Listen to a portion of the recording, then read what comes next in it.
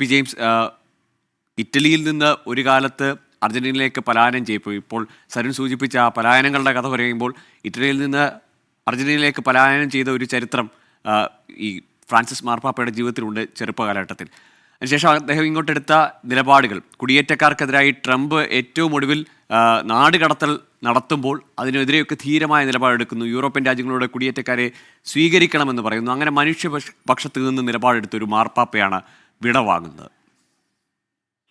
Google യഥാർത്ഥത്തില് ഈ മാർപ്പാപ്പയെ സംബന്ധിച്ചിടത്തോളം ഈ അഭയാർത്ഥിയായി ഇറ്റലിയിൽ നിന്ന് അർജന്റീനയിലേക്ക് പോയ ഒരു കുടുംബത്തിൽ അംഗമെന്ന നിലയിൽ ലോകമെമ്പാടുമുള്ള കോടിക്കണക്കിന് അഭയാർത്ഥികളുടെ വേദനയും സങ്കടവും കണ്ണീരും അറിയാം മാർപ്പാപ്പയ്ക്ക്. അതുകൊണ്ടാണ് യൂറോപ്പിലെ പ്രമുഖ രാജ്യങ്ങളൊക്കെ എതിർത്തിട്ടും അവിടുത്തെ ഭരണാധികാരികൾ എതിർത്തിട്ടും ഈ പാവപ്പെട്ടവരായിട്ടുള്ള അഭയാർത്ഥികളോടൊപ്പം നിന്നുകൊണ്ട് അവര് ദൈവിക മനുഷ്യരാണ്, അവര് വീടില്ല, കുടുംബമില്ലാതെ അല്ലെങ്കിൽ ഒരു തരത്തിലും മുന്നോട്ട് പോകാൻ പറ്റാതെ നടുക്കടലിൽ അങ്ങനെ ചെയ്യാൻ പാടില്ല, അവർക്ക് അഭയാർത്ഥി സ്റ്റാറ്റസ് കൊടുത്തുകൊണ്ട് രാജ്യങ്ങൾ സ്വീകരിക്കണമെന്ന കർശനമായ നിലപാടാണ് മാർപ്പാപ്പ സ്വീകരിച്ചത്. ഒരുപക്ഷെ മാർപ്പാപ്പ പറഞ്ഞാൽ രാജ്യങ്ങൾ കേൾക്കണമെന്നില്ല, പക്ഷെ ഇറ്റലി പോലുള്ള രാജ്യങ്ങളിൽ അത് വലിയ കോളിളക്കമുണ്ടാക്കി. ഇവർക്ക് ഭരണാധികാരികൾക്ക് തടസ്സം സൃഷ്ടിച്ചുകൊണ്ട് ജനങ്ങൾ തന്നെ അഭയാർത്ഥികളെ സ്വീകരിക്കാനായിട്ട് രംഗത്ത് വരുന്ന അവസ്ഥയുണ്ടായി. അപ്പൊ അതിലവരന്ന് പറഞ്ഞിരുന്നത് യൂറോപ്യൻ രാജ്യങ്ങൾ കൂടുതലും ക്രിസ്ത്യൻ രാജ്യങ്ങളാണ്, വരുന്നവരിൽ ഭൂരിപക്ഷം പേരും ഇസ്ലാം മത വിശ്വാസികളാണ്. അപ്പൊ യൂറോപ്പിനെ ഇസ്ലാമവൽക്കരിക്കുമെന്നുള്ള ആരോപണമാണ് ഉയർത്തിയത്.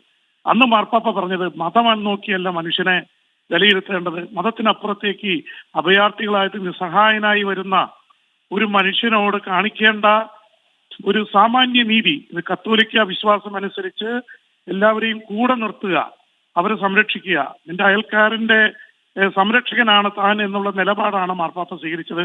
ഒരുപക്ഷെ യേശുക്രിസ്തുവിന്റെ വിശ്വാസ പ്രമാണങ്ങൾക്ക് വളരെ അടുത്ത് നിന്നുകൊണ്ടുള്ള നിലപാട് സ്വീകരിക്കാൻ ഭൗതികമായിട്ടുള്ള എതിർപ്പുകൾ അദ്ദേഹത്തിന് ഇതായില്ല. ഡൊണാൾഡ് ട്രംപിനെ കുടിയേറ്റ പ്രശ്നത്തിന്റെ പേരിൽ അതിശക്തമായിട്ട് വിമർശിക്കാൻ മാർപ്പാപ്പയ്ക്ക് മടിയുണ്ടായില്ല. പണ്ടൊക്കെയുള്ള മാർപ്പാപ്പമാർ അമേരിക്കയുടെ ഭരണകൂടങ്ങളെയൊക്കെ എതിർക്കാൻ അത്ര ഇത് കാണിച്ചിരുന്നില്ല. അവർ പൊതുവെ ഒരു നിഷ്പക്ഷ നിലപാട് സ്വീകരിക്കുകയാണ് പതിവ്. പക്ഷേ കാര്യങ്ങളുടെ മെറിറ്റ് നോക്കി നിലപാടുകൾ എടുക്കുന്ന ഒരു മാർപ്പാപ്പ. അഭയാർത്ഥി പ്രശ്നത്തിൽ ആയിരക്കണക്കിന് അഭയാർത്ഥികളാണ് മെഡിറ്ററേനിയൻ കടലിൽ ബോട്ട് മുങ്ങി മരിച്ചിട്ടുള്ളത്. കാരണം ഇവരെയൊന്നും രാജ്യങ്ങളിലേക്ക് പ്രവേശിക്കാതെ വരുമ്പോൾ അലഞ്ഞു തിരിഞ്ഞ് തിരയിൽപ്പെട്ട് മരിച്ചുപോയതിന്റെ കഥകൾ നിരവധിയാണ്, ഇപ്പോഴും മരിച്ചുകൊണ്ടിരിക്കുന്നു.